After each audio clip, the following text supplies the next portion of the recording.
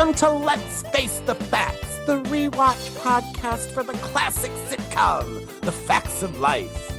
Join us each week as we synopsize, analyze, criticize, and ultimately idolize the show. And now, here's your host of Let's Face the Facts, the wonderful David Almeida!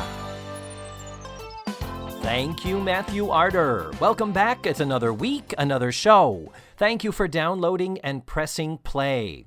Continuing our sabbatical between seasons, we are offering up another TV Talkaholics episode.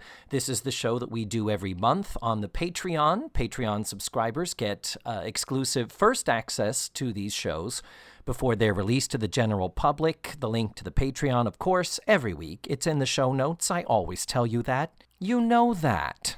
So, this episode of TV Talkaholics is where Matthew and I synopsize an episode of Murder, She Wrote, which had an original air date of December 13th of 1987, featuring special guest Charlotte Rae. The show looks like it is still available to stream through Amazon Prime.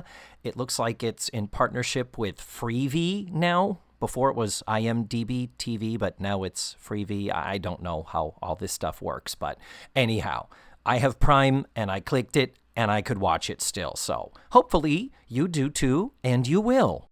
That link is also in the show notes, and other than reminding you that this episode was originally recorded and released in September of 2020, that's really all I got to do to set it up. I hope you enjoy this. Next week, we're going to be back to talking about the facts of life with our Get Ready for Season 9 episode. That is where we are going to be talking about everything that is pop culture from the year 1987 as we prepare for the season premiere, which, of course, happened that fall. I think we're ready to jump on in.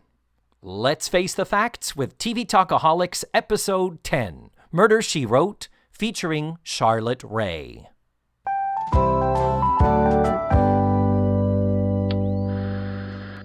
Also, no more about gel coat. When the fourth... Don't you call in them? More importantly... Well, here we are back again for another edition of TV Talkaholics, number 10. And look who's back. Matthew Arter has returned. Oh, I can't tell you, David, how much I enjoyed listening to the Mouseketeers episode. I know. You're a Disney fan. I am a Disney fan, but I don't know who that bitter old queen was that you were talking to. Mr. X? Oh. Yeah.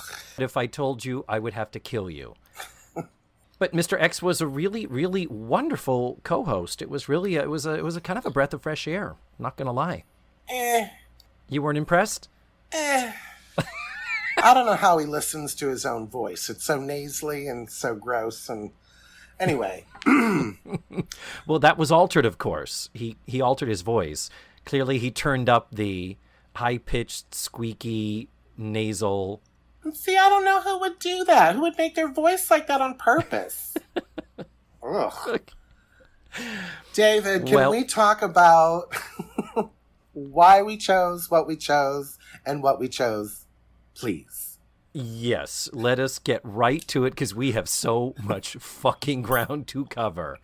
But it was you who was talking to me about the fact that of all the viewing things that are at our disposal in this pandemic when we're just sitting in front of the TV drooling, you said to me, do you know all the Murder, She Wrote are available through Prime, technically through Prime connected with IMDb TV for those who give a shit. But yes, continue with the story of why you brought this up. Well, I, David, am constantly thinking of our listeners. Mm-hmm. So I like to keep this show, as we've said before, Facts of Life adjacent. Correct. As much as possible. And it dawned on me that this was the time period when shows like Love Boat was on and Fantasy Island with all these guest stars. So one of these people, Charlotte Rae, had to have guest starred on one of those shows.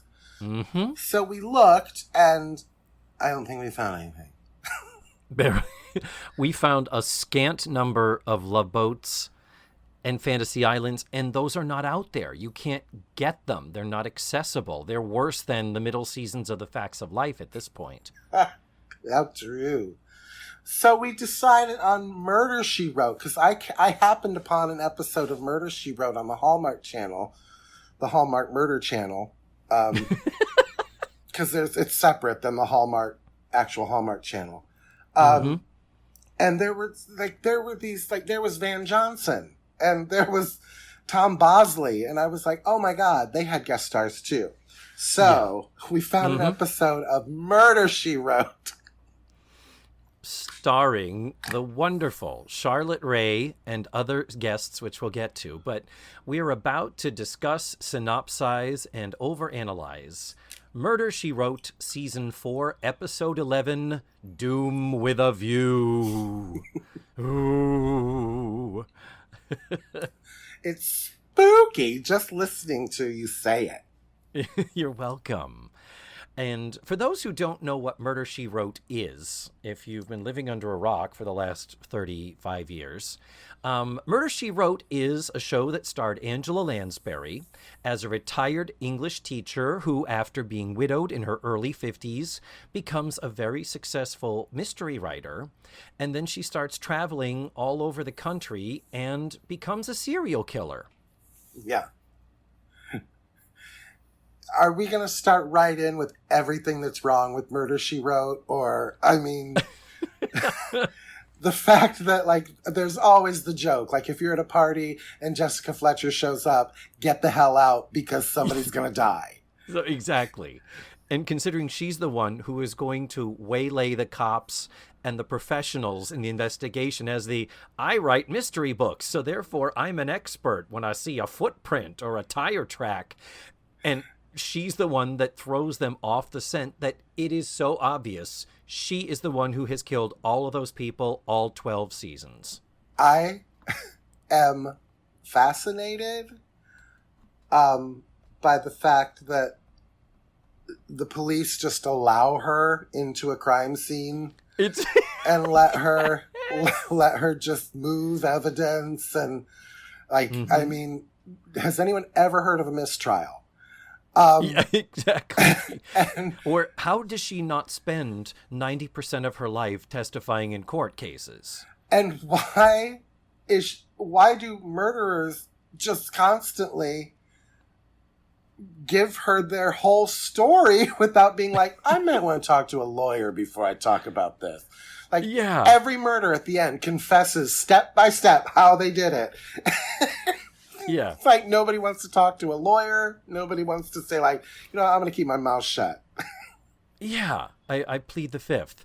But, yes, this show, which incidentally ran from 1984 to 1996, 12 seasons. And these were 23, 24 episodes. These were the full mofo 264 episodes plus 4 TV movies. This was a behemoth of a success for CBS, mostly because, due to Angela Lansbury's involvement, it was appealing to, how shall I say, the older generation. This is murder porn. That is what it's called. Old women love murder porn. My mother is one of them. And it's she's too young for the Murder, She Wrote generation. She wasn't old when this was on. Give my mother an episode of The Closer, and she is happy as a clam. Give her an NYPD high risk she's into unit. Homicide. Oh, God. All that. Your mother is, so she's probably a murderino. She would probably love the My Favorite Murder podcast. She loves murder porn. That's only slightly disturbing, I think, to have your parent slip into that later in life. Every parent does, though. Every old person loves. Yes. So continuing with some of just the premise of the show, because I was a kid. 84 when this show started. I was only 16 So I was a teenager. I was literally the opposite of the target audience. We were busy watching Facts of Life. Thank you very much. We were. And Charlie's Angels and Wonder Woman and Designing Women. And but the deal is, I don't know how did they find out we were gay? But the thing is, honestly, it was fascinating for young theater queens like ourselves, young musical theater people, that Angela Lansbury was in this weekly TV show, because there are some episodes where they did let her sing, and I always tried to tune into those. And well, and also later on, towards the end of the series, Mrs. Potts was on a TV show. Yes, because she had done Beauty and the Beast while this show was going on. Mm-hmm.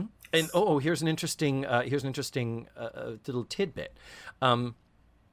I watched a couple more just to kind of beef up a little bit. I was like, let me watch a couple more just to kind of have them under my belt. 12 years of the same plot, David. 12 years. We need to make it clear before we start dissecting this episode that we know all of the problems. Like, if we brought up like a legality problem at any point, it would just make this a 2-hour episode. Yes. So we know, we get it. Oh, yes. Oh, but totally. Go ahead. But I watched another season 5 episode called Prediction Murder, where she visits a old male friend who has a ranch in Arizona. And there's a psychic who shows up and foresees the death of the woman who ends up dying.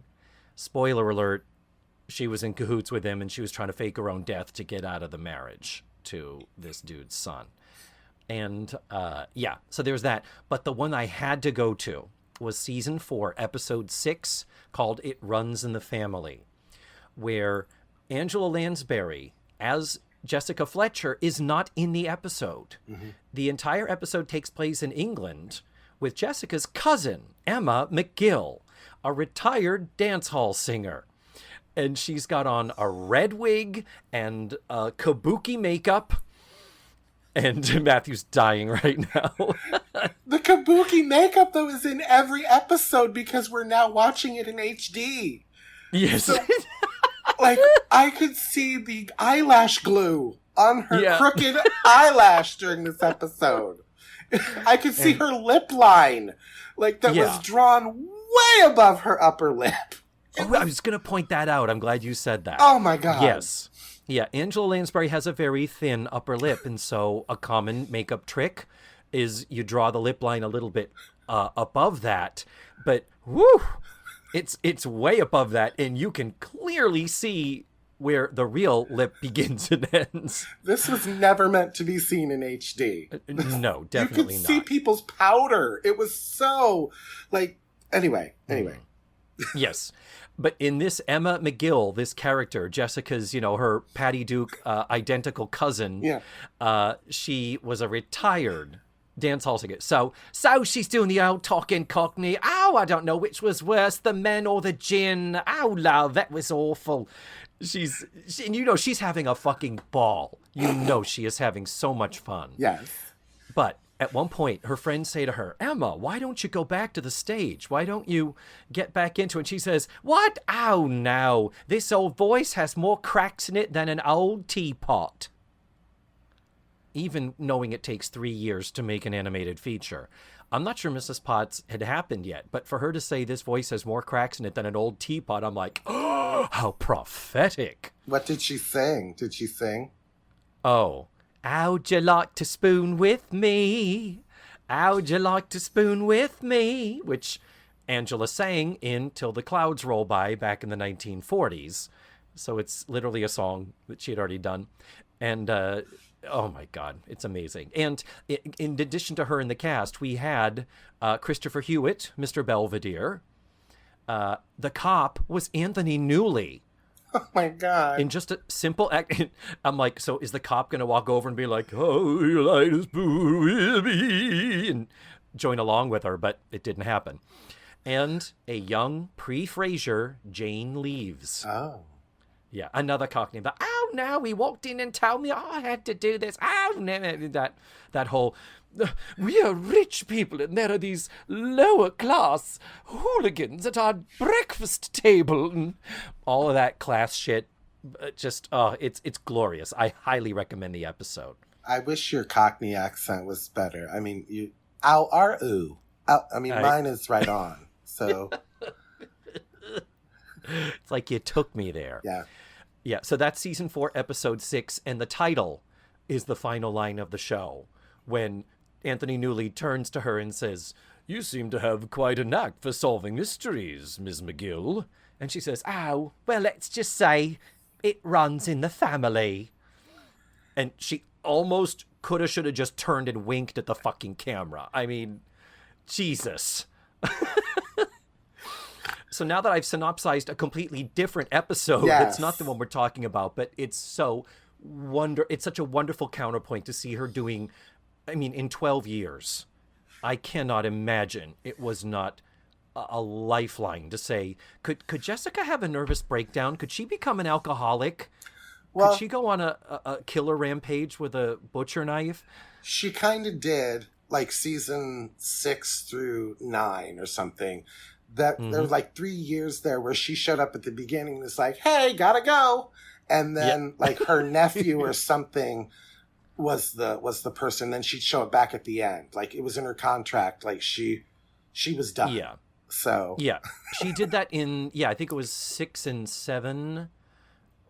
From what my research, and this is basically IMDb and Wikipedia, right. But yeah, there was a point where she was like, "This is getting too much for me," so to lower her lessen her workload, she went to just Jessica introducing a different detective, who then would go through a cookie cutter Jessica Fletcher murder solution. And then after that, for some reason, and this is something I coulda, shoulda researched more, but maybe one of our Tutti Fruities knows. Then after that, she came back with full force and became an executive producer of the show. That's why she came back, because she was the executive producer now. It's because they basically, it was the money. It had to be. Well, and they got rid of the person she did not like. Oh, I didn't know there was some type of bad situation. She did not get along with a couple of the producers, and then she became executive producer, and then she was like, "Well, now I have a vested interest in doing the show." So yeah, and making a fuck ton more money from the reruns, the residuals, and all that. And I remember reading, I think it was in TV Guide, some type of a profile about how her newly revived role in the show. It did point out that they were the author was on set and said, at the end of a take, the director looked to her for the nod to call cut. It's like, I'm done acting. Yeah.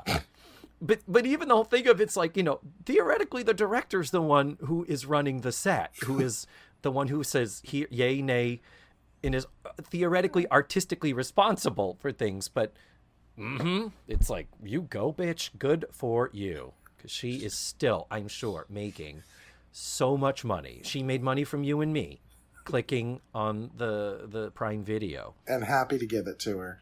And in season 12, sadly, it ended up going off the air because they took it out of its Sunday night staple location where it had been literally its entire run.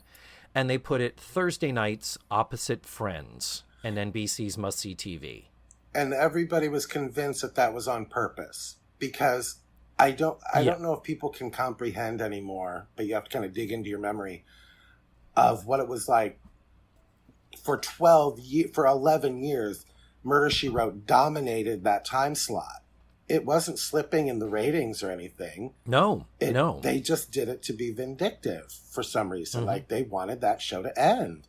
And it's amazing to me that something like that could kill a show. Yeah. Oh, yeah. Like, we've talked about the facts of life. The facts of life would not have been if it hadn't been led into with real people and real people being a successful show. It's amazing to me that to be, I guess I'm so used to the times where I'm not on anybody's time schedule but mine when I watch a show. So I mean, The Office is on every night at my house. I don't have to wait till Thursday night and catch it at 8:00. So it amazes me, like the audience, and they put it up against Must See TV. They put it up against NBC's like biggest night. Friends and Caroline in the City and Seinfeld and Frasier. And here's the thing. The only thing I can think of in their defense is it's not the same audience. It's not like we're going to try to drag some of those 24-year-olds away from Friends and over to our network. I mean, it's one of those where, to put it there, you're certainly thinking, well, maybe old people watch TV on Thursday nights too. And they don't want to watch Friends, so let's give these old fuckers something to watch. Yeah, it turns out they don't. They watch TV on Sunday night and no other night of the Saturday night. Saturday night they watch Golden Girls. Yeah. And once again, Facts of Life, God bless. That's what kept it hanging on. So, before we go, I've got so much more deep diving, Matthew, before we get to the plot of the show. You're going to be mad at me. No, I'm not at all. Did you get the list that I sent you? Yes. Throughout the show, in 264 episodes, Jessica Fletcher, Angela Lansbury, was a successful murder mystery writer. And throughout the run of the show, her books were referenced on a regular basis. And if you look at the Jessica Fletcher Wikipedia page, there is a listing of all the fictional titles of the books that she allegedly wrote. And there are 42 of them, and they are amazing. And I thought I sent you the list, Matthew, because I thought you might share a couple of your favorites. I do have to say, the list is funnier if you read these titles and then say that was the name of my punk band in the 80s. I don't know if you remember my punk band, the Umbrella Murders. But we were a huge hit in Lower Santa Fe.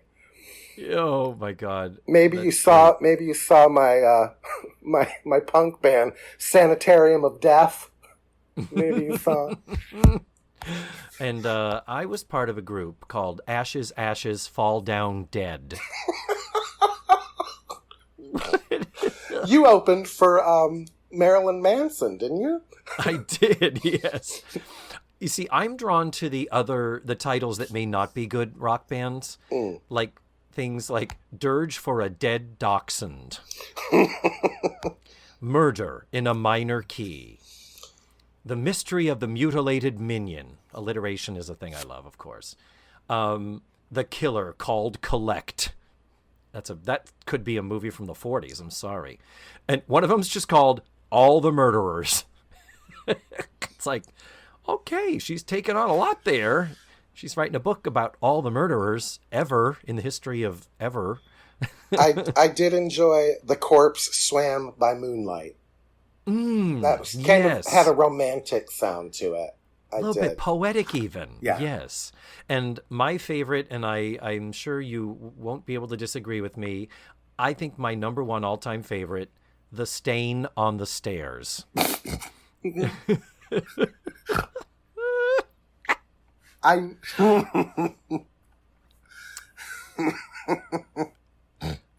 I highly recommend going to the Jessica Fletcher Wikipedia page and looking through the list of them. They're magnificent. I think I saw a movie called The Stain on the Stairs. Like, don't they show that to you like in 4th grade or something like that in health class? It's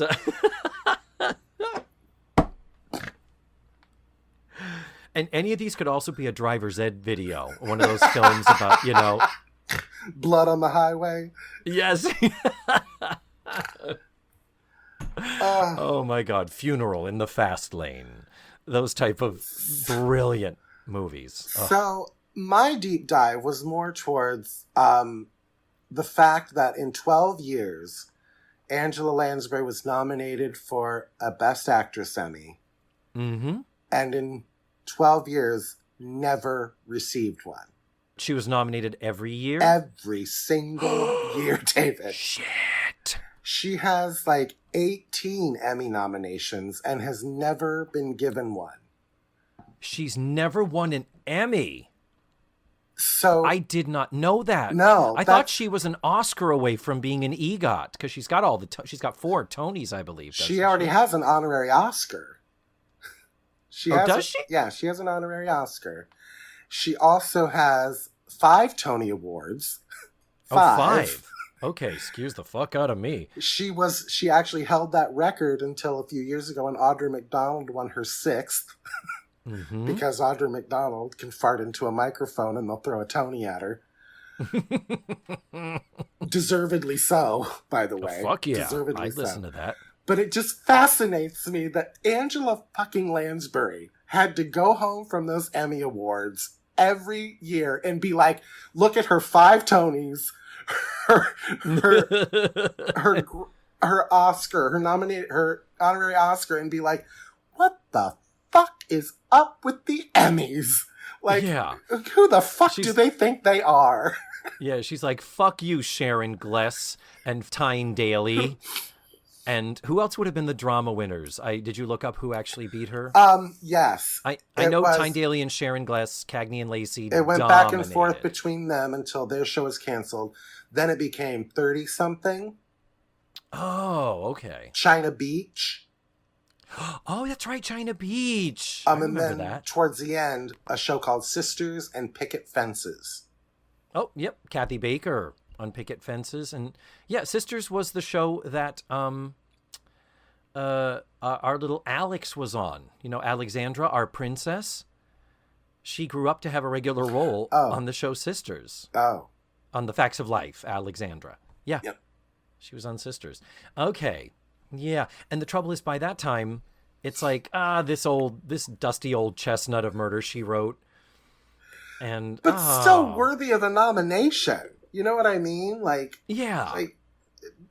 It's like she was the primetime Susan Lucci. Oh, God, yes. But they actually finally gave one to Susan.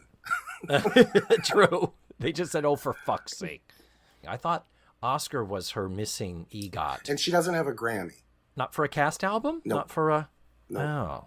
2 of her Tonys are 4 flops that ran about 3 days. So, yeah. Like, it's like, again, what the fuck, Emmys? Really? I'm not good enough for you TV actors? Okay. Yeah. And, God bless her, I was watching Mary Poppins Returns again the other day. I'm sorry. What? You don't like it? Hey, I saw it on an airplane and I almost walked out. It was painful, David. It hurt my feelings. I like it. I think it's sweet. It's not perfect, but are you a fan of the original? The original is perfection from frame 1 to the last frame. So, is it? Yeah. I might have to agree to disagree on that. Ladies and gentlemen, thank you for joining us for our very final podcast together. Because this is a deal breaker, David. I'm calling Mr. X. I might have to be getting Mr. X back here as a regular. That old queen ain't busy. But what I was saying about Mary Poppins Returns was that Angie, in the end, singing that song, essentially the finale, Nowhere to Go But Up, she is amazing. They just have her propped up in a chair. She doesn't even stand. She is in her early 100s now, and she is still carrying the tune and selling the shit out of it. And she's, I think, 94. No, she was like 90 when they made it. Oh. Not that makes it better, but yeah, she's 93 now. I was so deeply impressed with how still engaged she was. Not dead behind the eyes. It wasn't just like when you think of the later years of Bob Hope. Oh yeah. Him just reading those cue cards like a mechanical robot. Yeah. Like, I met him in 1996. Oh, did you? How old was he? Also 90. He was at the Hollywood Studios for the 25th anniversary, and his wife was moving his hand, like it was literally like a Weekend at Bernie's. His wife was moving his hand so he could sign his book. Oh, and it was shit. It's like, you don't need the money, Bob. No.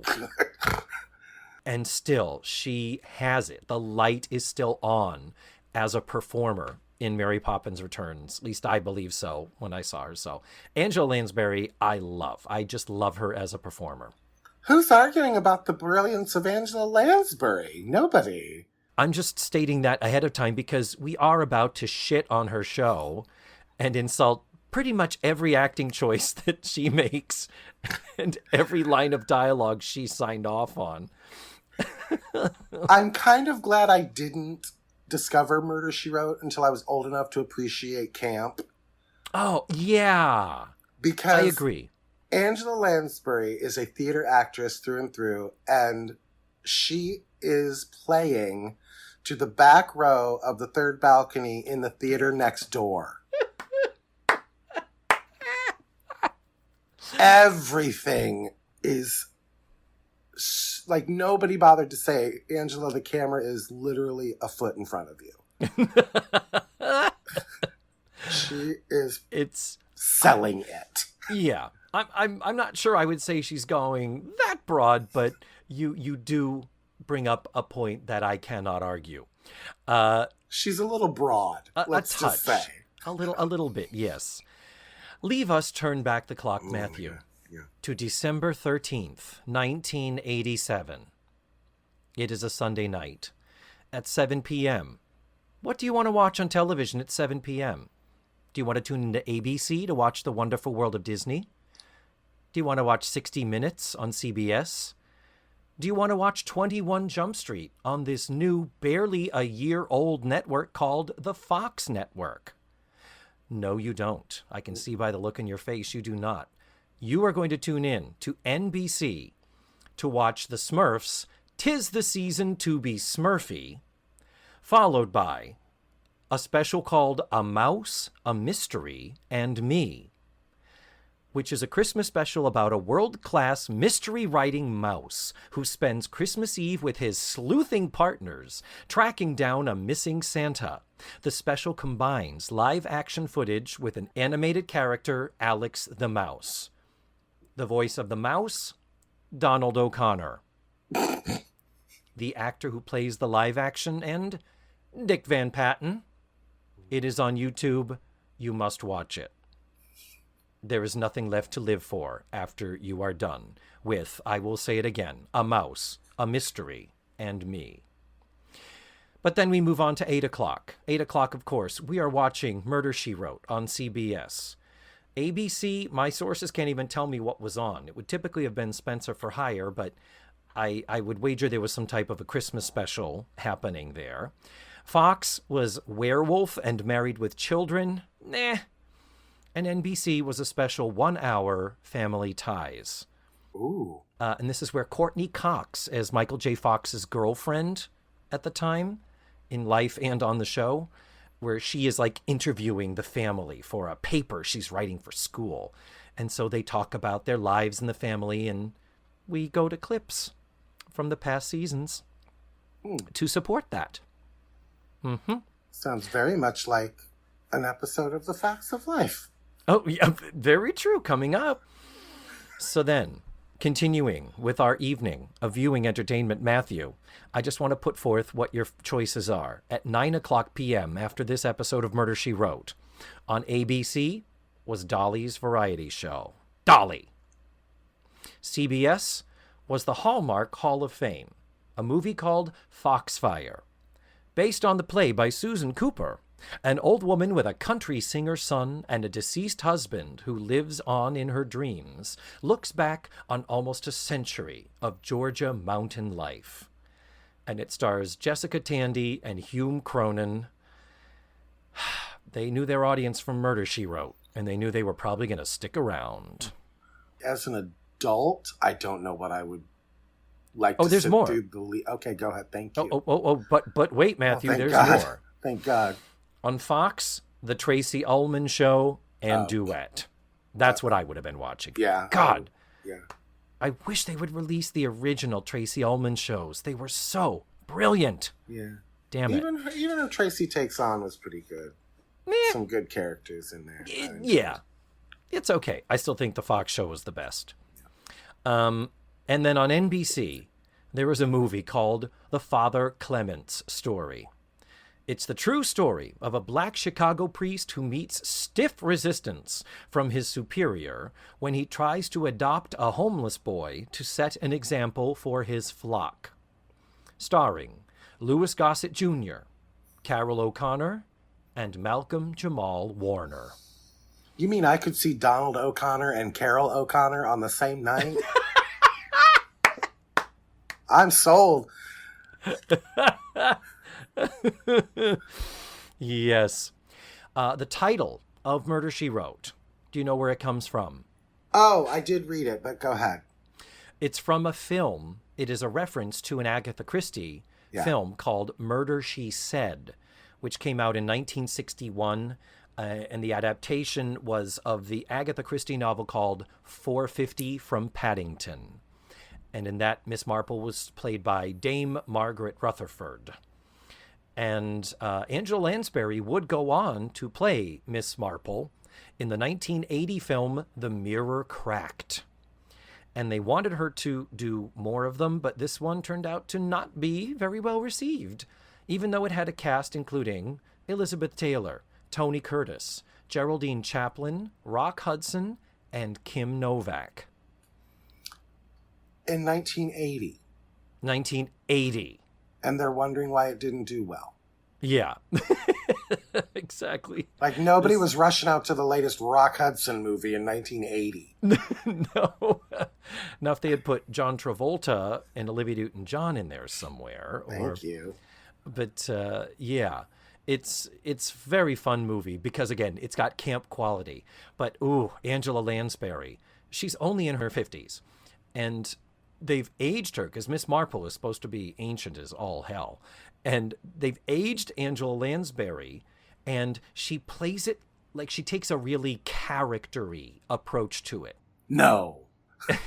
But more than usual.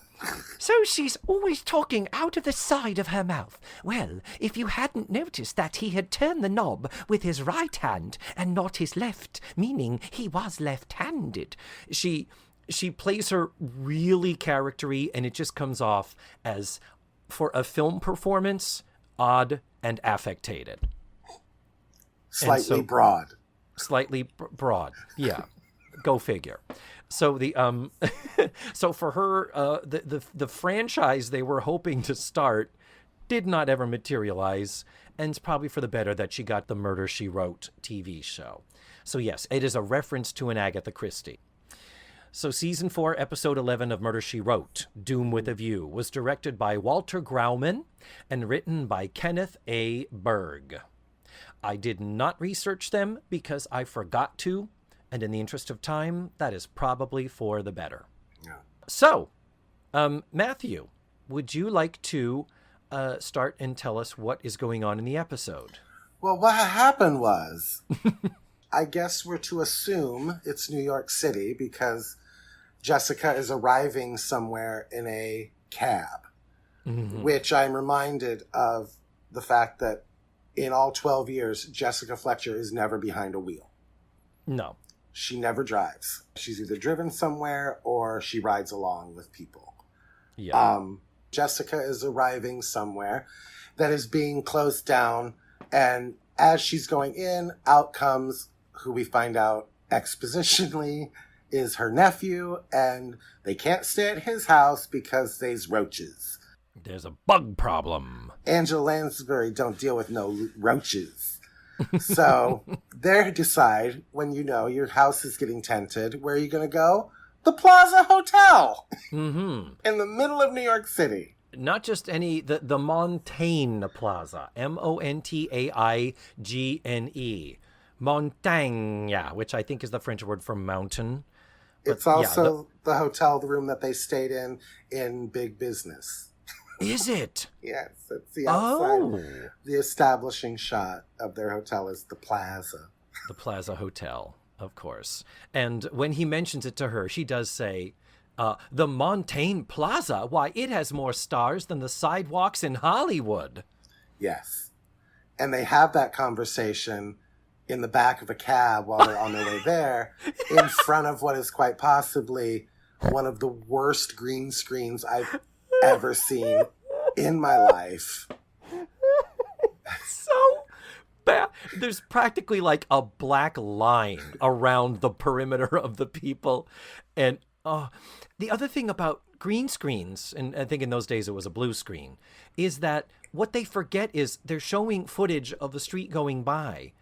If you were just shooting it regularly with a normal camera driving around, the background would be blurry.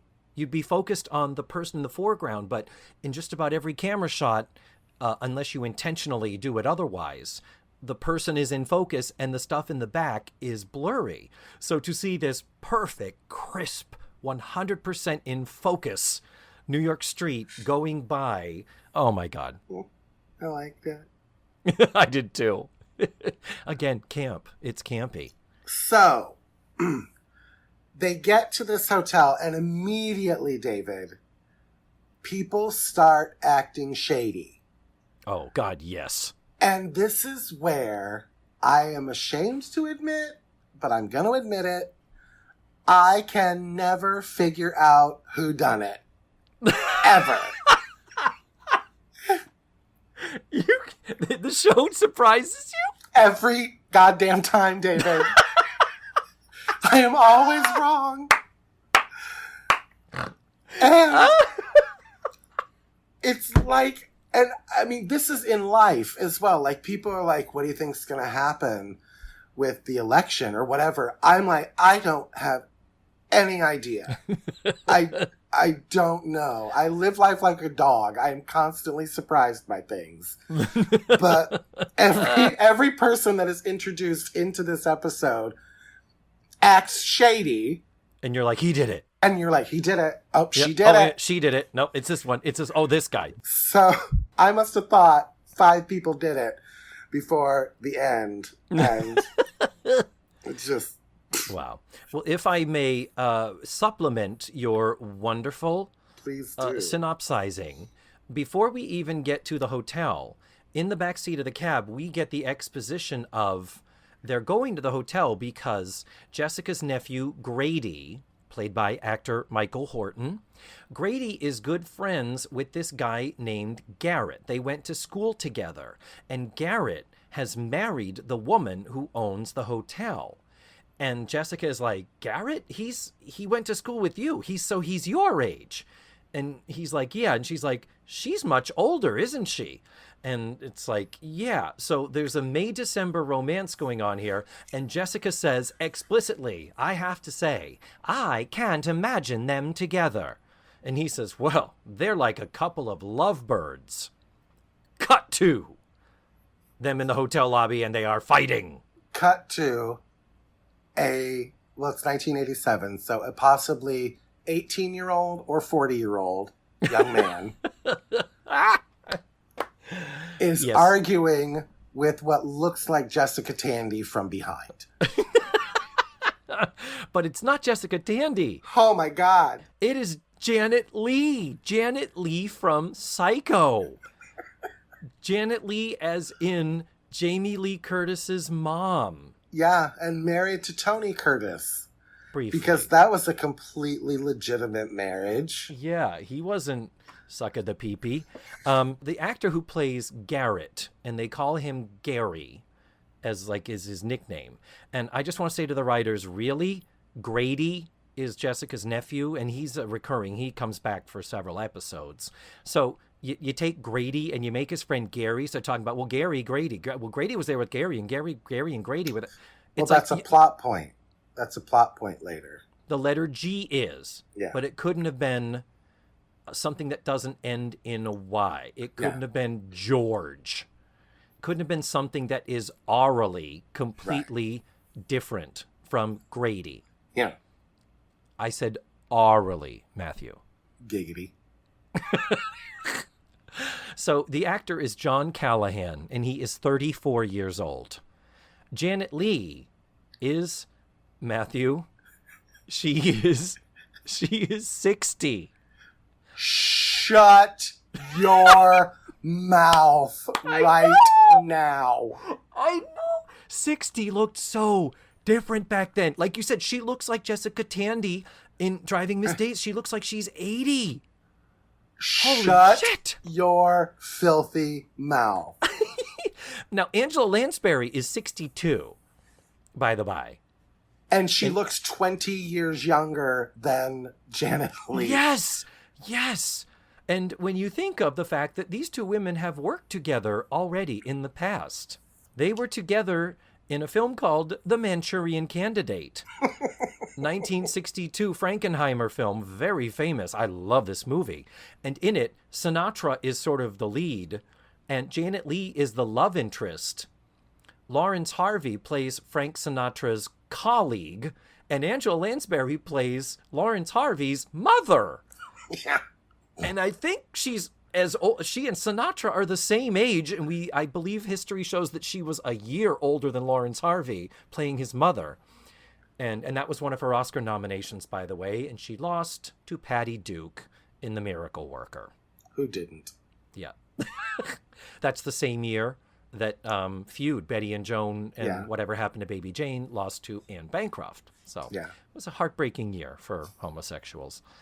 The other two films that I didn't know about that they made together back in their old days at MGM, there's a film called If Winter Comes from 1947, co-starring Walter Pidgeon and Deborah Carr. And I swear to God, the trailer's online. If only he hadn't kissed her. If only he hadn't caressed her. If only he hadn't married her. Angela Lansbury is the married her. Adapted from one of the great novels of our time, If Winter Comes. And Angela Lansbury plays the wife, and she's it seems like she's playing it kind of like the pain in the ass old battle axe, like the two other women he loves, which are Deborah Carr and Janet Leigh. Well, she gets her comeuppance because winter came pretty early for Janet Leigh. Wow. And then we have another film called The Red Danube from 1949. Also co-starring Walter Pidgeon. He's a British colonel after the Second World War, assigned to return Russians to Russia. And Janet Leigh is a ballerina who doesn't want to go back to her homeland of Russia. And so his military aides are Peter Lawford and Angela Lansbury, but it's where they end up falling in love. And so does he send her back? Does he not? And so you see what they did there, the Red Danube, as opposed to the Blue Danube. Red is for Russia. So they have made 3 films together, Lansbury and Leigh. So this is the dream team reunited, Matthew. Which makes me wonder why they are rarely seen in a shot together throughout this entire episode. This episode is full of uncomfortable one-shots. Yeah. That they don't put and it's like, I know Janet Leigh isn't looking at Angela Lansbury. I know she's not. They're not in the same room. Yeah, the over-the-shoulder shot, she has a beard. It's like... But they don't even show the shoulder. Like, it's not even like...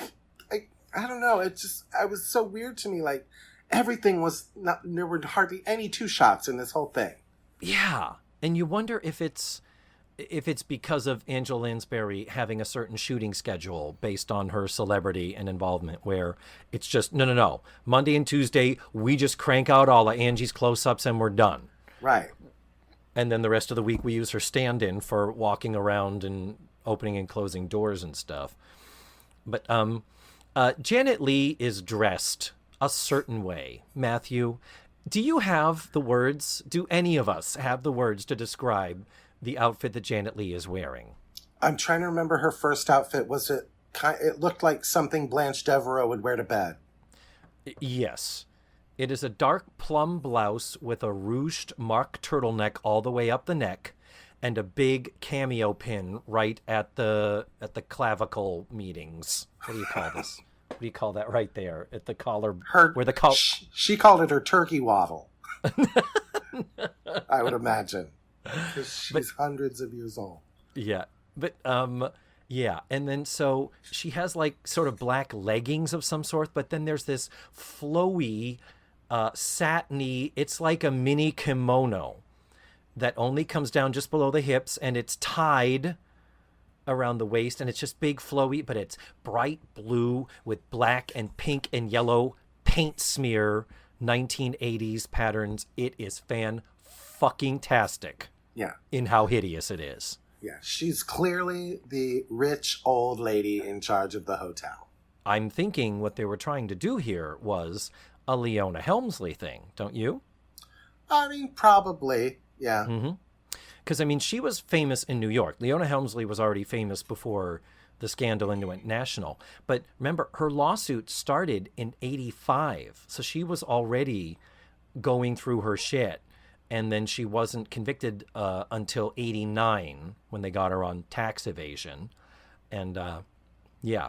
So then we have the two of them fighting, and then we meet the next character. And you know, Matthew, I'm gonna stop again and say, for how campy, for how cookie cutter some of this is, you do got to give the show its props. That every week it has to introduce a completely new docket of characters with histories, with relationships, with motives and conflicts. And every week they have to bring them in cold, introduce them to us quickly, get out their exposition and their backstory. I mean, that we do need to stop and say, for all the shitty criticisms we're giving of the show right now, that is not easy. And God bless them, they did it for 12 fucking years. And the solution or the resolve of the show, I mean, it's like layered to the point where it's not like, oh yeah, I did it because I didn't like her. It's like there's some, like, it took me a little bit to get what was going on in this episode. Yes, me too. So then we meet the next in this list, like you say, everybody's acting shady. Well, this argument that Janet Leigh is having with her younger husband over something that he did to do with the hotel. So immediately, I'm just, in my way of thinking, just so you know, after this fight, the way it is and the way Janet Leigh is acting, I'm convinced she's the murderer. Yep. Murder hasn't happened yet. Yeah. She's the murderer. Yep. She's the one, because she's already shady. Yep. But then this conflict that they're having, it's quickly resolved by, would you call him the hotel manager? Yes. I guess. And the actor is Robert Desiderio. And he plays a character named Mark Havlin. So we'll call him Mark.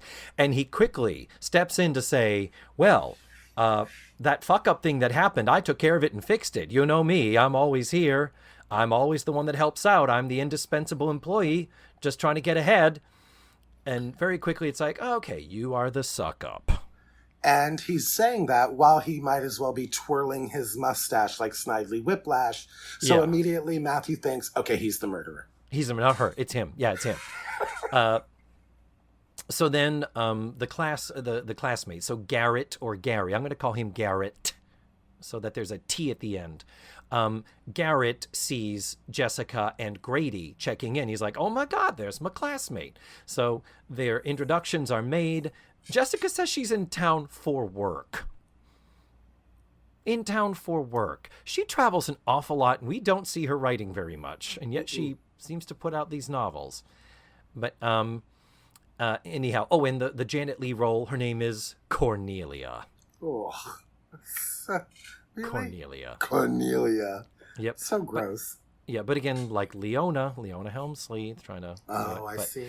So he invites them to dinner at the hotel fancy schmancy restaurant, but Cornelia won't be there because she's a workaholic. So you're like, okay, he's the killer because she won't notice him. Done. That explains the face. She's a workaholic. Okay. That explains it. But Garrett does say, no, Cornelia won't be there, but Mom will be there. Put a pin in that, ladies and gentlemen. Put a pin in Mom. Yep. And then he also mentions that there's this chick that there's this chick named Sandra, an old classmate of theirs, and she was asking about him. And, if you run into her, I think she would love for you to invite her out to dinner. Wink, wink, nudge, nudge. Yeah. So Garrett, Cornelia's husband, the young Garrett, is telling Grady that he needs to ask this pretty young blonde woman that they all went to school with out on a date. Yes. Like, he's the good guy here. He's setting his friend up with this girl. Yeah. So then Janet Leigh does finally come over, and we do have the meeting with her and Jessica. Friendly greetings. Oh, nothing is too much for Garrett's guests and all this stuff. And she does say, I have a call that I need to take from Washington. The Secret Service, and I really can't discuss anything more about it. And then leaves. So, continue. What is the next scene? Let me let you do a little talking. This is where Grady, nephew Grady, meets the pretty blonde girl. Sandra.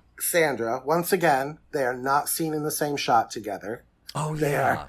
They're just giving their lines to a tennis ball. Yeah, you see somebody coming out of a door and go, oh, hi. And then it cuts to the person just stepping into the frame. Like you're right. There's a lot of, they didn't have a lot of coverage here. Yeah. So it's like they had a very strict schedule, I think, to shoot. But, but now the slut we'll call her the slut. Will we? Okay. But she's the one that is now the murderer in Matthew's head.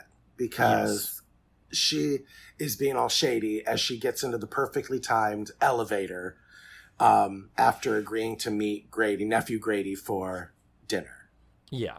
And there's flirtation, and you do look at it and think, wow, there might be some type of a spark here. This could be the romantic storyline of this week's show. Yeah. Sandra runs into Garrett when she gets off. I don't think she's off the elevator, but... Yeah. So Sandra, blonde lady, runs into young husband Garrett, and she says to him, Garrett, what are we doing? This is dumb. And he says, anything to keep Cornelia off my back. So very quickly you're like, oh, they fucking, one of them's the murderer, or both of them, in cahoots, and done. They're in cahoots. He's the murderer. He's going to kill Cornelia for the money. Okay. I'm just waiting for Janet Leigh to end up dead in a shower. They should have done that. They should have done a shower reference. So then we go to the evening, and Grady goes to pick her up and brings her flowers. So while he is there, now some of this stuff we are going to go into, it seems like minutia, but these are things that we know are important to the plot later. Oof. So he has brought her flowers, and she's on the phone. So while she's on the phone, he figures he'll put the flowers in some water. And hilariously, at the end of the scene, she reveals to him that he's actually put them in a pitcher of gin. Yeah, I did see that coming. I figured too, that out. I still don't know who the murderer is, but I figured that out. But while she's on the phone, she says, well, let me get your phone number and I will call you back. And she pulls an envelope out of her purse. And I think Grady hands her a pen, and she writes down a phone number, and then that's all we know. So this expensive hotel doesn't have a pad of paper and a pen like every single fucking hotel on the planet. This would have a fountain pen. It's the fucking plaza. Fucking puts the phone down, walks across the room. Okay, 80s tech. Go ahead. Anyhow, it's 80s tech, yes. So then we go into the dining room. It is the night of the dinner. And Jessica is already seated at the table with Garrett and Garrett's mother, Nettie Harper, played by whom, Matthew? The wonderful Charlotte Rae. Charlotte Rae! But you skipped. What did I skip? I almost had a heart attack. The establishing shot for the dinner that they were having, which we're assuming is supposed to be the hotel that they're eating dinner. The establishing shot is a stock footage piece that they use in the Golden Girls constantly. No. Anytime there's a big shindig on the Golden Girls, it's always at that place. In Miami. That's amazing. I saw that stock footage and I was like, holy fuck balls. No, I totally missed that. Yeah. Totally missed that. Oh, shit. I was hoping you would notice that. I was so proud of myself for finding that. But yeah. Good for you. Charlotte Rae's sitting there looking like she's wearing a wig. I thought it looked like she was wearing a wig. No, that's her hair. That's just she finally cut the length. This is 1987, so this is Christmas 87. So she's already off of the Facts of Life. This is 87, 88 was the final season. By that time, we had Cloris Leachman. So she had cut the length of her hair to just above the shoulders, and it was just to sort of, set with rollers and tease it up and make it big, and she looks, I think, amazing. Well, again, watching her in HD, there was a couple times I noticed lipstick on her teeth. No. Yes. Shut up. Later on in the episode, I wrote, is that lipstick on her teeth? No. And you can see once again, it almost looks like she's wearing bottom lashes. You can see it so clearly. It's just ridiculous. Yeah. True. And she is certainly not doing her Mrs. Garrett from Appleton, Wisconsin. She's speaking a little posh. She's wearing her blue sequins, and she looks really good. She speaks very coolly to Sandra when Sandra and Grady arrive. And we are led to believe that Charlotte Rae does not like the blonde slut. In fact, calls her a tramp during this conversation. Yes. Yeah. And then when Jessica is looking at the menu, she says to her, "Never mind the wine list. Look at her. Her eyes haven't left this table," meaning Janet Leigh, who is off in the corner glaring. And then we get the clip, and this was in the clip before the show, the "Tonight on Murder, She Wrote." Yeah. It is Charlotte Rae saying, "Mark my words, Jessica, there's going to be fireworks tonight. And I love it." I love that Charlotte Rae is finally in a TV show where she is the least broad of everybody that she's acting with. Oh, dear Lord, yes. But it is this conversation that leads me to think she is indeed the murderer. She's the murderer. Fucking A. She is the goddamn murderer. And I figured out she's going to kill the tramp. Oh, okay. I don't know why yet, Yeah. but I think, she doesn't like the tramp. Or she's going to kill Janet Leigh thinking that she was killing the tramp because they both have blonde hair or something. Might as well have been. That happens.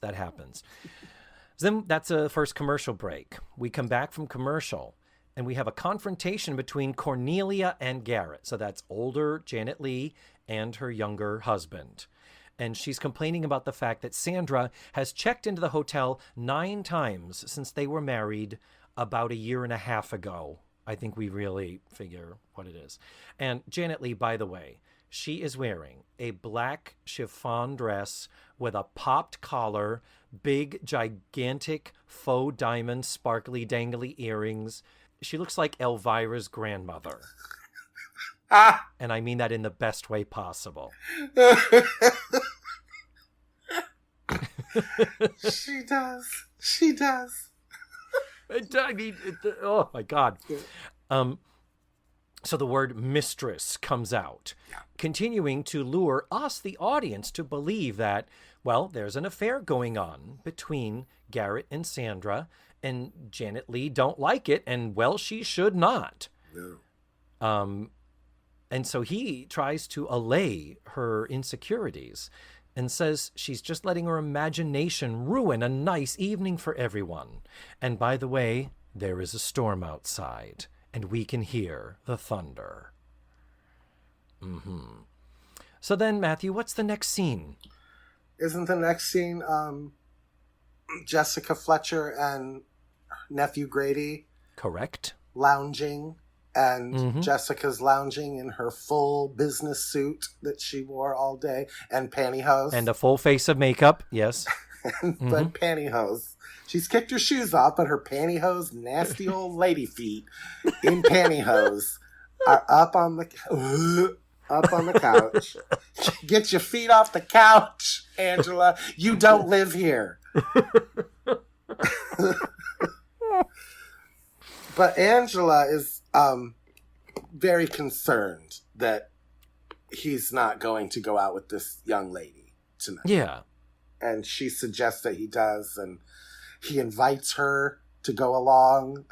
And, like, as you would, you're taking a young lady out. Let me see if this 60-year-old woman wants to come with us. Chaperone, yeah. Yes, and they do this thing where this is kind of a little bit of a Jessica character thing, where she's reading a manuscript, and I guess that's the quote-unquote work that she had to do.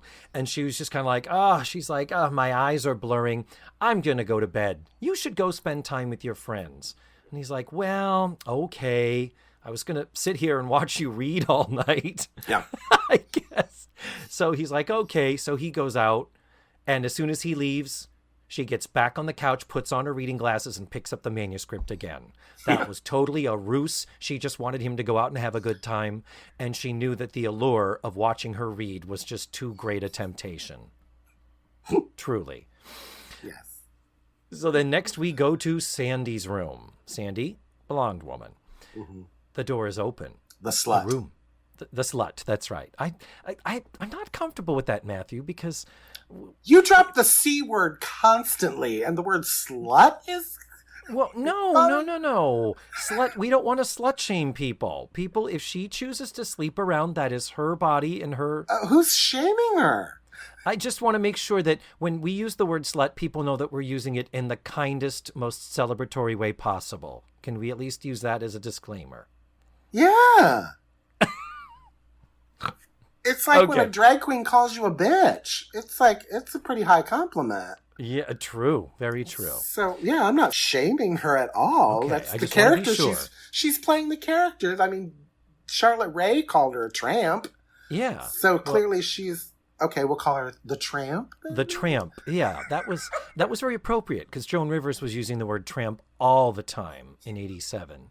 And Matthew, when I call people a cunt, my listeners know that I am using it with the most affection a person can muster when I drop the C-bomb. Yeah. Which is cunt. So we go to Sandy's room, the tramp's room. The door is open. The room is in darkness. Still thunder and lightning. He knocks on the bedroom door. And then he lets himself in because she doesn't answer. And what does he find, Matthew? He finds the tramp, Sandy, if you will, laying there on the floor. Dead. Okay. And he goes immediately in. No real reaction from him. No. He's kind of like, oh, she's laying there. Immediately goes in to check her pulse. Yeah, on her neck. Right? David, he doesn't check her. If you walked into a room and saw somebody laying there on the floor, would you immediately jump to, I need to check their pulse? No, I'd be like, 911, 911. Or I'd be like, hey, wake up. Yeah. Are you okay? Yeah, Not immediately please. like, oh, she's dead. Let me check, make sure she's dead. Yeah. Why? Like, he just went right for the pulse. No other, nothing She might else. just sleep on the floor with her eyes open. Come Or on. she might just be unconscious. Like, you can wake her up. Like, it just, I found it fascinating that he was like, no reaction, check her pulse. Yep.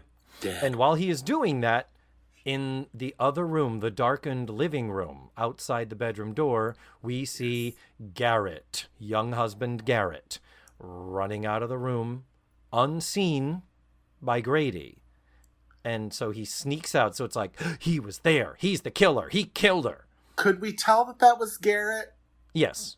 Okay. Oh, God, yeah. 'Cause Definitely. I looked away when I saw that, and I was like, ugh, I don't want to go through the issue of rewinding it.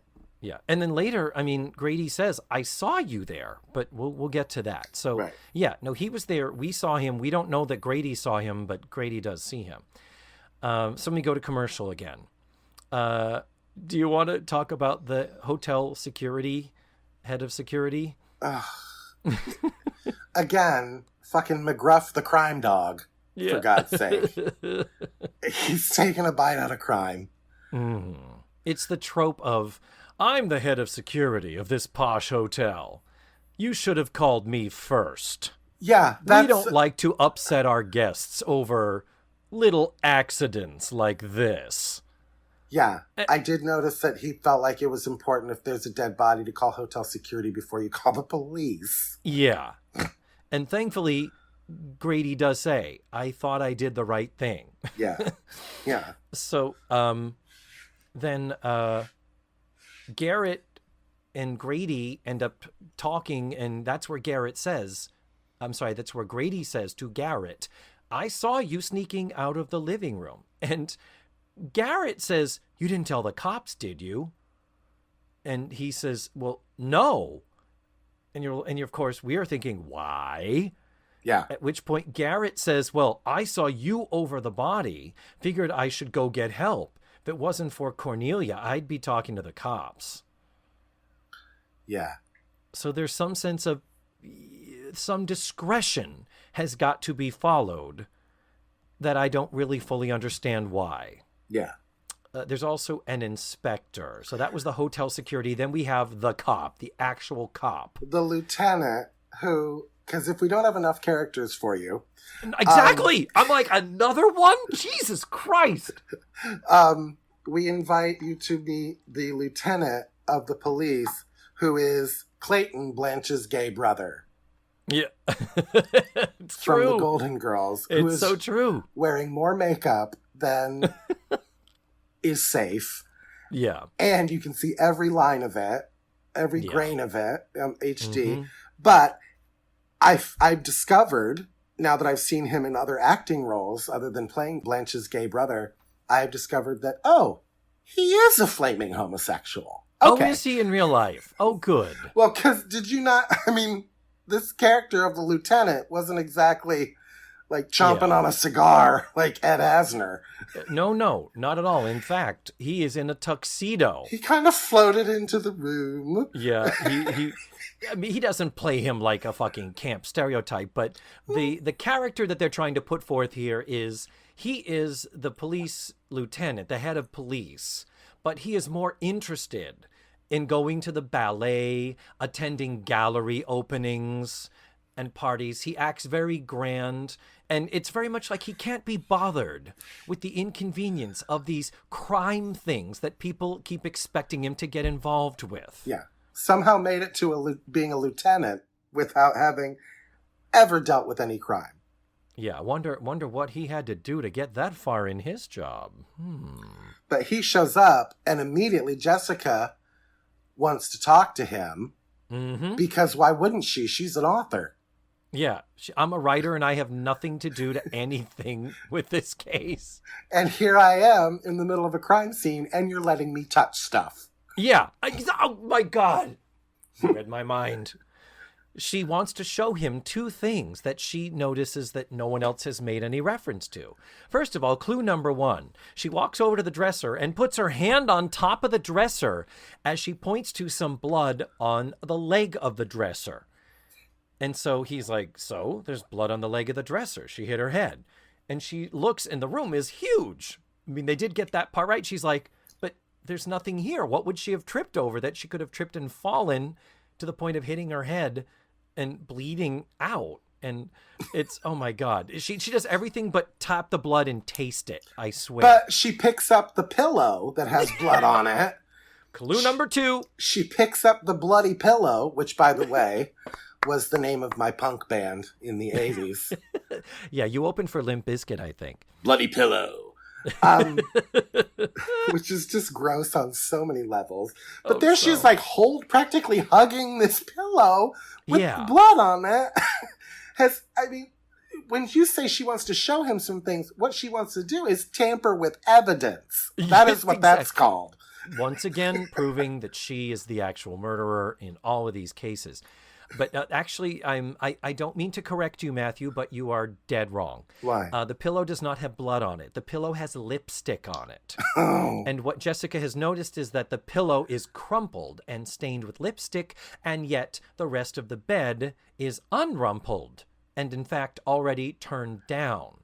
So clearly something weird happened with this pillow that was not while she was getting into bed, or she had gotten into bed and gotten out. So Jessica's making some good points while, as you said, tampering with evidence. But the cop says, yeah, okay, whatever. Your nephew was here with the body, and clearly he's the suspect. Dum, dum, dum. Yeah. So then the next scene. Jessica goes to Mark. Remember our suck-up Mark from the first scene when we thought he was the murderer? Yes. She goes to his room, and she says to him, I figured you would want to be there and be involved in all this and somehow represent the hotel instead of the detective. And he says, oh, thank you so much for coming to my door. And she says, well, I tried to call you, but your phone was off the hook. And he says, yes, I'm so devoted and such a suck-up, and I work so hard for Janet Leigh. I worked 24 hours straight, and I was just trying to grab 3 hours of sleep in between my workaholic shifts. So while they're talking and having this conversation, he's re-putting on his suit jacket. And I have to say, they very smartly filmed this, Matthew, because when the reference is made that he took the phone off the hook, there is a close-up shot of the phone where you see him pick up the phone and take it and put it back on the hook. And then as he's getting ready, there's also a shot of him taking the flower, the boutonniere. Actually, he takes out the boutonniere from his coat, which is kind of worn out and dying, and picks up the fresh carnation off of the tray that has the chocolates and pops it into his buttonhole just to freshen up his appearance. But because we had that close-up of the phone, we also have that close-up of the boutonniere and the flower, and that was a nice little misdirect, I have to say. Well, that was, and for our dear listeners, the flower and the chocolates are brought into the room for turn-down service. Exactly. That's and he why says, it becomes important later on when she... Mm-hmm. Exactly. And he says, well, the good thing is, regardless of me being asleep, at least the evening staff came in at 8:00 p.m. when they do, and all the beds will be turned down. Yeah. So I didn't quote it correctly, but the sentiment was, well, at least we're at the right time of night where turn down service has already happened. Anything to do with the police won't interrupt that, and therefore no other hotel guests will suspect something is weird. And please don't tell Cornelia that I was in here sleeping and grabbing 3 hours sleep after a 24-hour shift. Right. She'd kill me for taking 3 hours.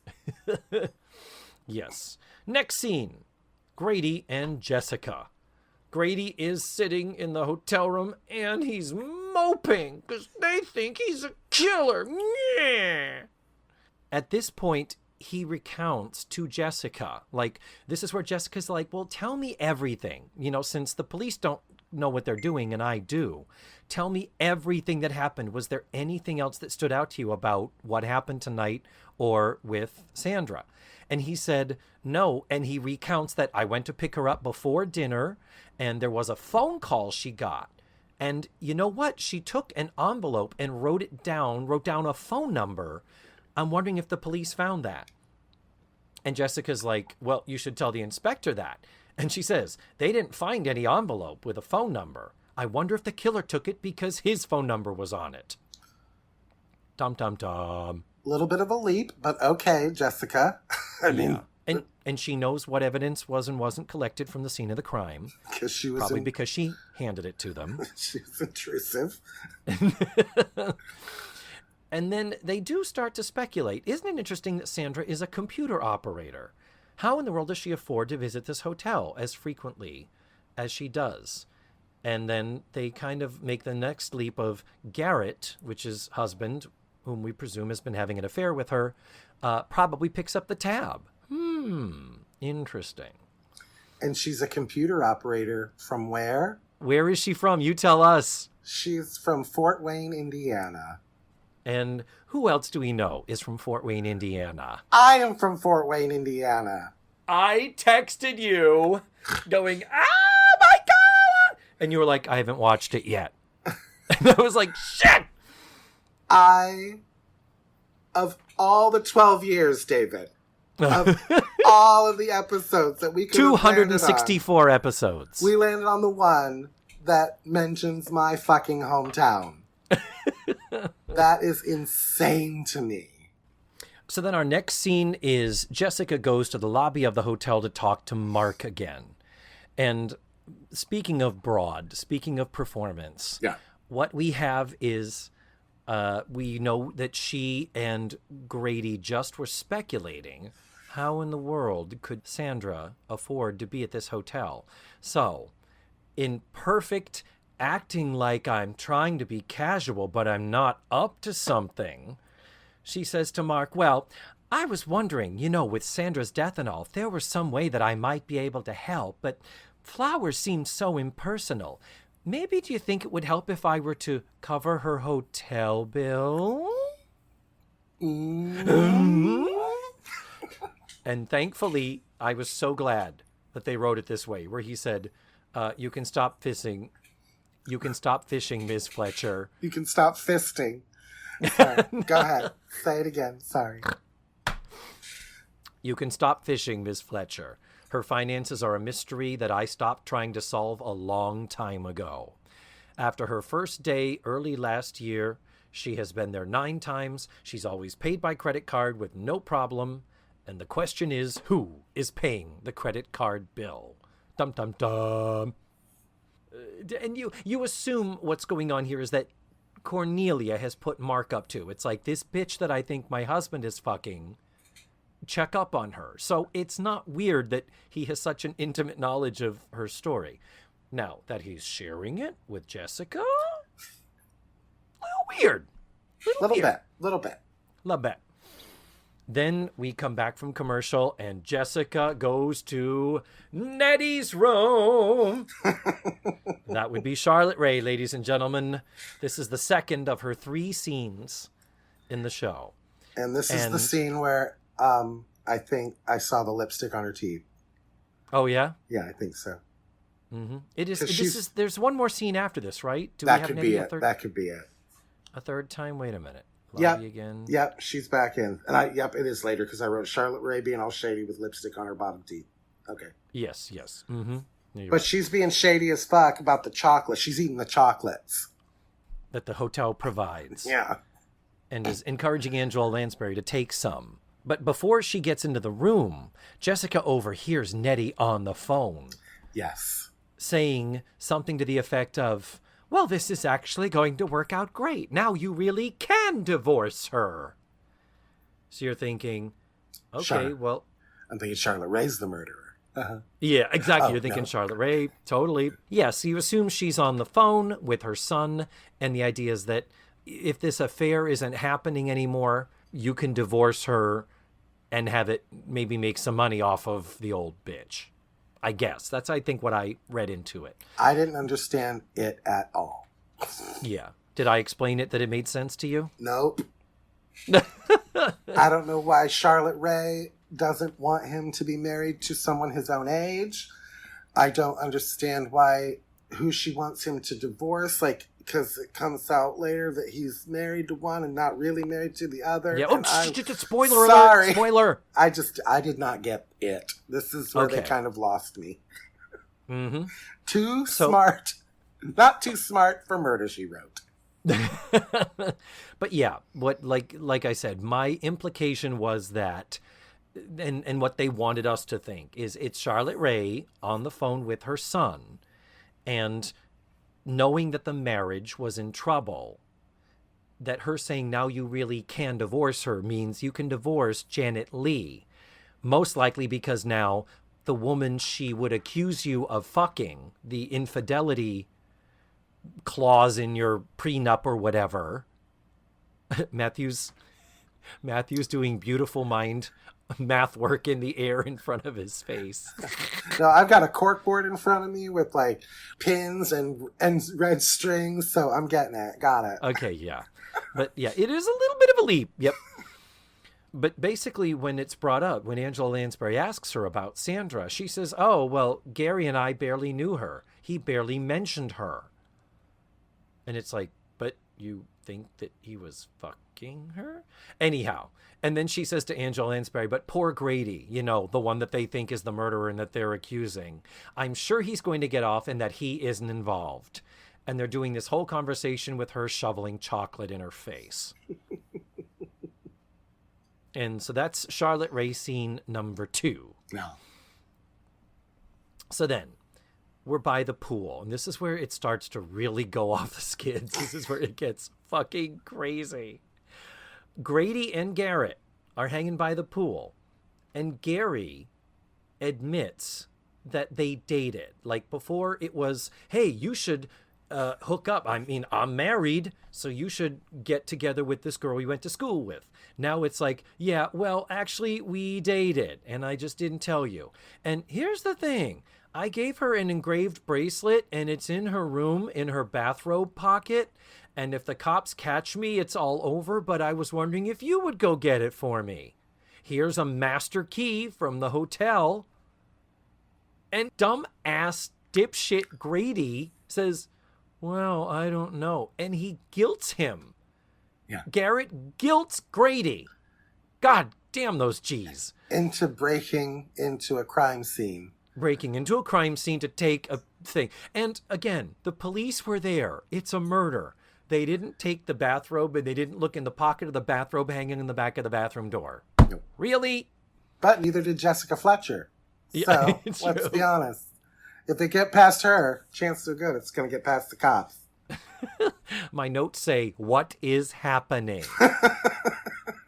So he does it. He goes into the room. He tears through the label sticker thing they've got sealing the door. Walks in. No gloves. Nothing. No gloves. And then takes up the bracelet, finds it exactly where it's supposed to be, and says, and he reads it, doesn't he? I don't think they even show it to us. It says, to Sandra forever, G. And he looks up, and there is the inspector, the hotel inspector. The hotel the hotel security is there. Yeah. No, not the cop, because he's off cutting the ribbon at the new bathhouse down the way. Gruff the crime dog is there. Blanche's gay brother is not. No. Now we're back in the lobby, and now Janet Leigh is there. This is after a commercial break, by the way. So during the commercial break, we learn Grady was full-on arrested and taken to jail. Yeah. As well he goddamn should have been. Come on. With Jessica. Yeah, with her. So Jessica appeals to Janet Leigh and basically says, he had a pass key to the hotel, which she has that he didn't tell the cops. The amount of not telling shit to the cops that Grady does is beyond shocking. Yeah. So she says to Janet Leigh, Grady sometimes has a misplaced sense of loyalty.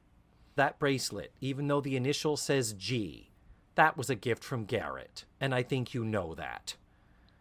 And so appealing to Janet Leigh with these bits of it, Janet Leigh's like, fuck. She goes, I gotta find Inspector Matheny to get your nephew out of jail. This is when I think, oh yeah, Janet Leigh did it. She's the murderer. Yeah, true, yeah. Okay. Because Jessica's kind of like, Yep. Yep. So then, so when she says, I need to find Inspector Matheny, that's Blanche's brother, to get your nephew out of jail, and Jessica says, well, I wouldn't bother going to the police station. Yeah. Cut to... I expected them to cut to, like, the Police Academy movies, like, when they go to the gay bar. Like... But close enough, he's at an art gallery, for Christ's sake. He's at an art gallery opening with a string quartet. And string quartet's playing, and yeah. And so this is where Jessica says that G could have stood for Garrett, not Grady. And she tells him, and I think that's who he was doing it for. And I added, and he's too fucking stupid to tell the truth to cover for a friend. Yeah, Grady is not trying to get out of this murder rap at all. No, he's not making a good case. And it's one of those, dude, you didn't do it. We're fairly sure that it's not Grady. That's the one thing we do know. Yeah. It's like the OJ thing. It's like, okay, if you are innocent you just stand in your truth, Oprah, and you tell them what happened. Tell them your story. You're not in a fucking Bronco with a fake beard threatening to kill yourself. If you're innocent, Jesus. Anyway, so she even pointedly says to him, well, maybe if you spent more time investigating versus going to gallery openings, you have overlooked some of your leads. And he's like, what are you talking about? And she says, the envelope with the phone number. Cut to Grady's out of jail. It's like... Yeah. It's like, what? And he's given a lot of shade to Jessica Fletcher in this scene. Like, he's not being very nice to the woman who just got him out of prison. Yeah, and this is the point when he's like, yeah, well, you know, Garrett was there and I saw him walking out of the room right after I found the corpse. And Jessica's like, he was there? What the... And she goes, for pity's sake. And you didn't tell the police? And, you know, for pity's sake, what she's actually saying is, for fuck's sake, you didn't tell the police? Yeah. And he's like, well, he said he didn't do it. She's like, and you believed him? He could be the killer. And he gets mad. And he's like, well, nah, I'm going to go take a walk. And she's like, you need to go to the police. And then walks the phone out rings. on Angela Lansbury. And he walks out on her. And it's like, what the shit? So she figures, I'm not done meddling in this yet. Nope. That manuscript I was supposed to read and be on the couch with my shoes off, I got other shit to do. So now she's at the police station with the inspector, and he is now cooperating. And she has turned the tide with him and convinced him of her sleuthing skills. So they get a hold of her bank statements and her bank book, and they show $20,000 to $25,000 deposits in over a dozen of them. What do you think it could be? Blackmail? That's definitely what it is, and it can't be anything else. Good choice, Jessica. So then they look at the dates she goes to the hotel and the dates of the deposits. They match. Visit started after Garrett married Cornelia. It's very, very clear. There's some type of blackmail going on here. Blah, blah, blah. And as the lieutenant of police, I've just come to this conclusion by talking to an author. Yeah. Got it. Where she comes up with this. And then we continue this in Charlotte Ray's final scene, where she goes back and she's like, okay, what the fuck was that phone call I overheard? And she's like, oh, well, that wasn't meant for you to hear. And then she says, you said something about now you really can divorce. And somehow Angela Lansbury has made the leap too. Maybe they couldn't get a divorce because they were never legally married. It couldn't be legally married if you were still married to someone else. So finally, Charlotte is the one who comes clean and confesses. And you're like, is she the murderer? Is she the murderer? Yeah, Not the murderer. I'm convinced she's the murderer at this point.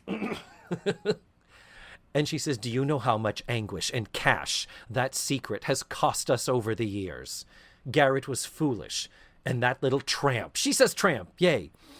She carried around that marriage certificate in her purse and waved it under his nose. So now it's like, oh, so fuck. The whole thing was that they weren't having an affair. She was blackmailing him by nature of not giving him a divorce. And if Cornelia found out, Cornelia would be pissed, nor would he be entitled to any of Cornelia's money. So, but my confusion is, if you have $25,000 to give to this woman, thank you. Why do you need Cornelia's money? 9 deposits of $25,000 in 1987. Yeah, exactly. It felt like they were already pretty well off. Yeah. And the other leap that we have to make here is that Garrett is so stupid as to think that basically Charlotte says he thought that because he's married to Sandra and then illegally married Cornelia, if Sandra dies, that illegal wedding to Cornelia now becomes valid. Yeah. Which is like, I think there are 5-year-olds who know the law better than that to say, no, one marriage doesn't get valid, an illegal marriage doesn't get legalized because someone dies. That's ridiculous. But that's probably the most difficult leap these authors ask us to make. So, okay, there's only 17 more scenes before we get to the end. We're getting there. We're so close. Yeah. Oh, and I'm sorry. All that stuff about the marriages being valid, invalid, that comes out with Jessica and Grady, who have clearly mended fences here, because they're hanging out at the nightclub with the cool disco music playing. So then Grady does apologize for being such a stupid fuckhead with all the other stuff before and giving her some sass for it. And they're like, well, we were supposed to meet Garrett here, but he's an hour late. I wonder where he is, ... And then where do we go? We go to the roof of the hotel, apparently, where Janet Leigh likes to hang out like a gargoyle in The Hunchback of Notre Dame. In a silver reflective astronaut top and a gray scarf. Yeah. So Garrett arrives and you're like, oh my God, he's going to push her off the edge. She's going to die. Or she's going to push him. She's the killer. Yeah. Anyhow, he admits it. He comes clean. And he says, Sandra and I were finished years ago. She didn't mean anything to me. And Janet Leigh says, spare me having to throw you out. And he says, we have a chance for a real life together. No secrets, no doubts. I do love you. And she says, oh, it's my money that you love. And he said, let's go away. Someplace upstate. Just the two of us. And the final image is her thinking about it. I thought they were going to kiss, and I started to get uncomfortable. He's 34 and she's 60. There's nothing wrong with that. Yeah. Except everything. I was afraid they were going to kiss. That's all I'm saying. They don't. But, oof. So then, Gary goes to the hotel detective, Garrett, goes to the hotel detective and tries to bribe him and give him $5,000 to frame Grady Fletcher, like blatantly. Yeah. And so then the hotel detective is like, I'd also like a raise, Mr. Harper. And he says, yeah, fine, you get a raise. He goes, good, I'll jog my memory. And then, who comes from around the corner and overheard the whole thing? It was Grady. He just heard his friend throwing him under the bus. Oh, my God. Garrett tries to talk his way out of it. And Grady's like, no, I get it. 10 or 11 years of friendship. I guess I'm not too bright. I guess and what not. did we said to ourselves, yeah, that's not a guess, honey. Yeah. I think Grady had a crush on you, Garrett. Yes. Okay, so we're getting close. It's almost done, all this craziness. Then we go to Grady and Jessica's room again.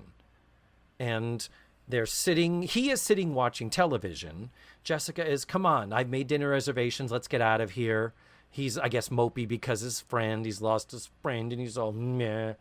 And then she says, well, let's go because we have our dinner reservations. And she opens the door and there is a maid with a tray of chocolates and the carnation, the boutonniere.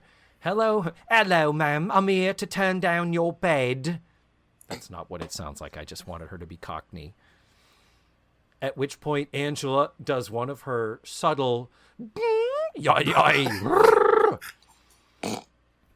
she says, Grady, we're going to dinner, but we have a stop to make first. Oh my God. I just got the idea to re-release Murder, She Wrote with Scooby-Doo sound effects throughout the episode. Oh, God. It wouldn't have been with it if it hadn't been for that meddling old lady. So then, now we're in the final, the denouement, as it were. Yeah. So we have Jessica with Mark in his office. Mark is the suck-up.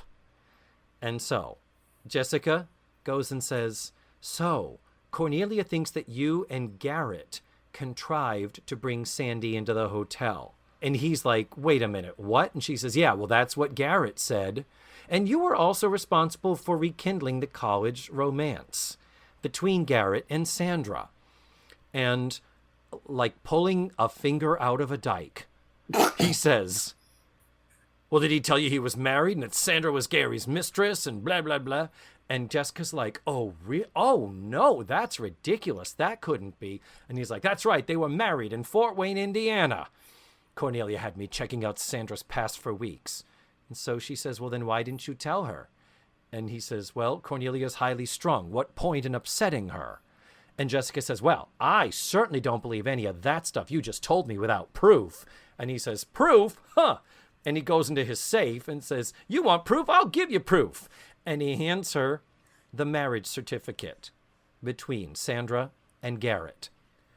And he says, here, look at this. It came in the mail this morning. I just hadn't seen her yet today to tell her. At which point, Jessica says, yeah. Okay, this did not arrive today. You took it out of Sandra's purse the night that you killed her. Da-da-da-da. Jinkies. The Flintstones. I don't know.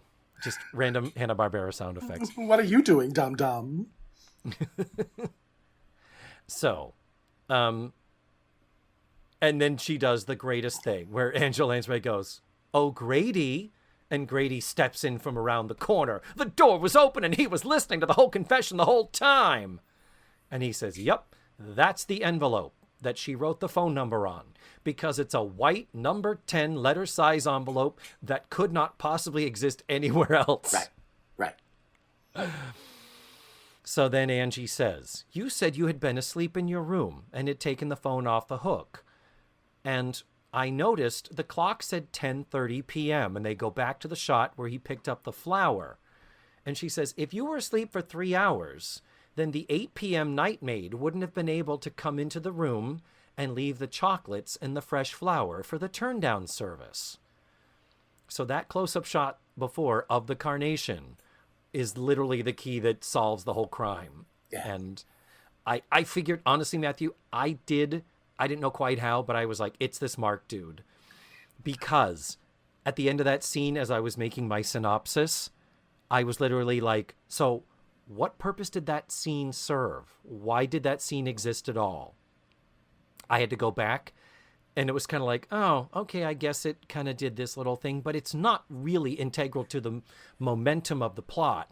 But when I watched it the second time and noticed the close-up of the phone and then the close-up of the flower, I was like, oh, that flower is a thing. This dude is the killer. Yeah. Didn't know how. I didn't get that at all. So then, the killer's confession. What's your face? Are you just... No, I'm listening because okay. I could not figure out why this motherfucker had a stake in this. Like, I didn't quite understand his horse in the race. Like, you're gonna commit murder? Like, yep. For what? What was your end goal here? Was to split $25,000? Okay. Exactly. It was every time I asked for a raise, she turned me down. When I learned about the marriage, I was going to tell her. And I don't know who says this, if it's him or Angela, but then it's like, but then he realized this was his way out, his golden goose. He watched Sandra showing up and figured out the Sandra-Garrett connection, and that there was probably some blackmail going on because of who was paying the bills. Remember, he said he knew earlier from checking in on her that her bills were being paid and it didn't make sense that she could afford it. So that night, he went to her room and proposed that they split the blackmail money 50-50. He went to Sandra's room. Sandra's room to split the black money. So he wanted, half of the $25,000, the random number of times per year that she showed up, they thought to fuck Garrett and be having an affair with him, when it was just to show up and remind him that she could ruin his life by telling Cornelia that she is still married to Garrett. But when he proposed this, she laughed. And then we see him deck her. Yeah. She falls, hits her head on the dresser, as Angela Lansbury thought. And then we see him take the pillow from the perfectly turned down bed and smother her. And he's like, I figured, why not finish her off? Oh, you're horrible. Yeah. Did you notice in the reenactment, the stunt woman that fell and hit her head was wearing a ridiculous wig? Yes, that was I did. Nothing. It looked like that episode of Golden Girls where Betty White's doing the backflips. Yes. Like, it was just that ridiculous of a wig. It was a Woolworth wig, yes. Oh, my God. Oh, my goodness. I still didn't understand, like, My question, are you done with the whole... Go ahead, finish we still up. have the epilogue, but no, the mystery is now solved, Matthew. Any questions you have, I can answer. No, I just still wonder what his... Like, really? That was your stake in it? I felt a little let down. But Yeah, because... and then you kill her, and it's like, okay, yeah. well, now nobody gets nothing. Yeah. And my question is, and I don't mean this to sound ageist, why did Cornelia have to be 60? Why did it have to be Janet Leigh? Why couldn't he have been married to a rich 40-year-old woman or somebody that was his age that was just success? I don't understand why. Like, they make you... Like, there's no point to that character being 60 goddamn years old. Unless they wanted, because of the Leona Helmsley thing, they wanted a woman of a certain age. I guess, but... Who could be of the age that she has been through the trenches and is now built up to running the best hotels in New York City. I don't disagree with you, but I'm thinking I get their mindset.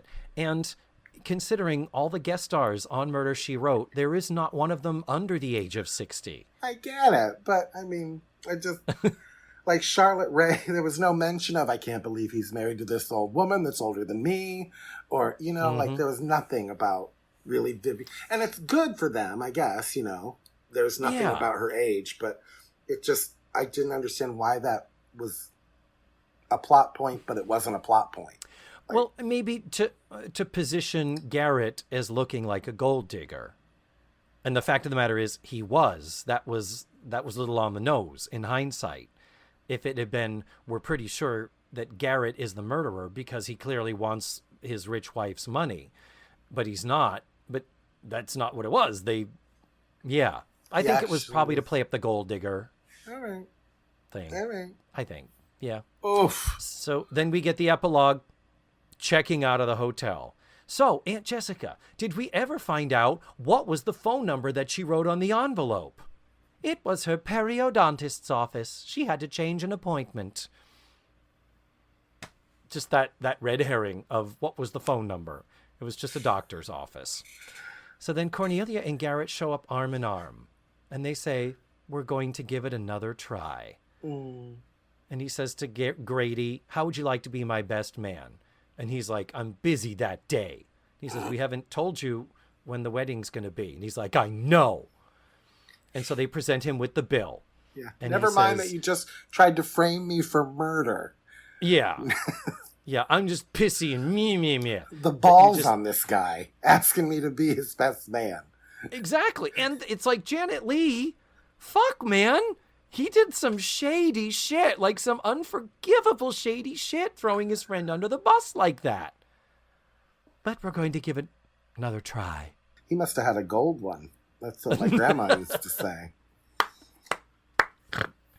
So then, when he's handed the bill, he's like, Garrett says, well, here, give me that. I told you this was supposed to be my treat. And Grady's like, no, I'm paying my own way because you're a bad person and me. And then he looks at the bill. Cue the Hanna-Barbera sound effects. $2,500 for 2 nights. And then the clerk says, oh, my goodness, sir, I'm so sorry. There's a mistake. And he's like, oh, yeah, I thought so. We forgot to add your restaurant charge.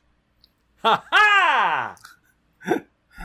A big smile and a wink from Angela Lansbury. Freeze frame, roll credits. I loved how the clerk goes, we hope you enjoyed your stay. Never mind the whole framed for murder thing. Yeah. Or, we hope. It's like, other than that, Mrs. Kennedy, how'd you like your trip to Dallas? Jesus Christ.